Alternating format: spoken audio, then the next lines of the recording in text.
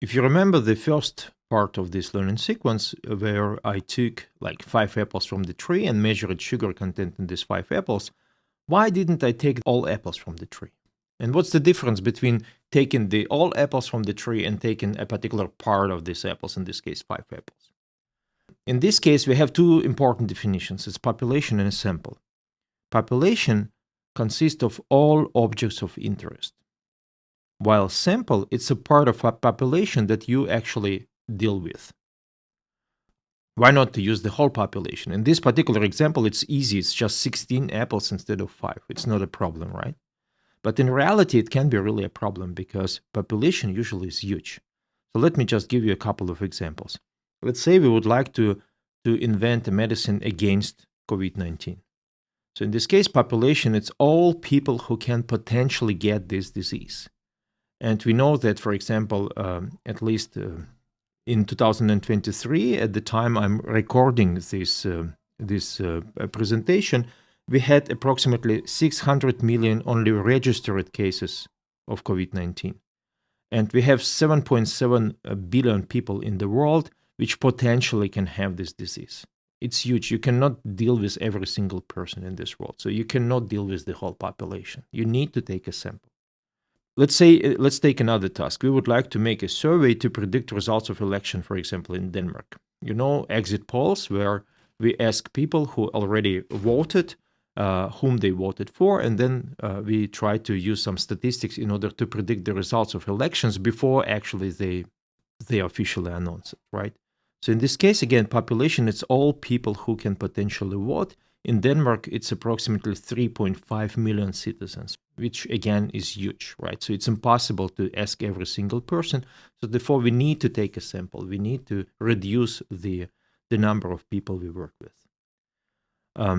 Again, coming back to this, how much of sugar in apples in the tree, right? So in this case, we need to take every single apple from the tree.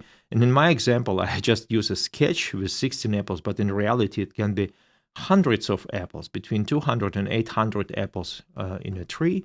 And that's also a lot. It takes a lot of time, it takes a lot of money, and actually it's not needed. Very often it's not needed.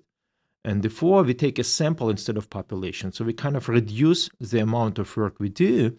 But of course, in this case, we introduce some uncertainties, which we are going to talk about a lot in the next block number 2. But nevertheless, the idea is that in most of the experiments, in most of the research, we deal with a sample, which is a part of a population, which represents the whole population, hopefully quite well. Okay.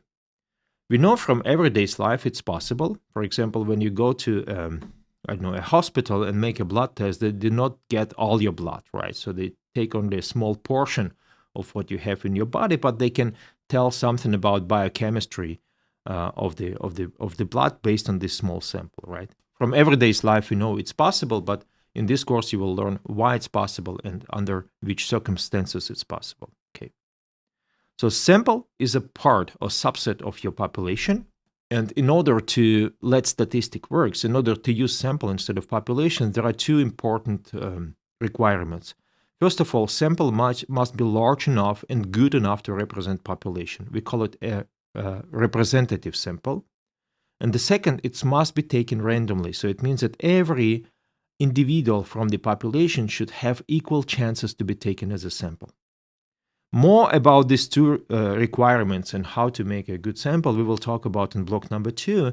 In this block number 1, we just consider that all our samples meet these requirements. So it means that our samples that we deal with, they are representative and random. And therefore, the typical workflow in statistics and in experimental work, not only in statistics, is the following. You have a population, which is huge. Usually we use a capital N to denote the number of individuals in population, but very often it's very big. So you do not know exactly how big the population is. And then this population has different parameters. It's these characteristics that we are interested in. Then you take a sample, which is smaller than population. The process of taking a sample, it's called sampling. After that, you describe your sample using descriptive statistics, using different plots and so on. And then as the last step, you make an inference. It's a generalization of knowledge that you have about your sample to the whole population. So in this block number 1, we will talk about how to describe your sample. In the next block, block number 2, we will talk about inference, how to make an inference, how to generalize this description to the whole population. Meanwhile, we simply consider that all samples we work with in block number 1 are random and representative. Now let's talk about how to describe the sample.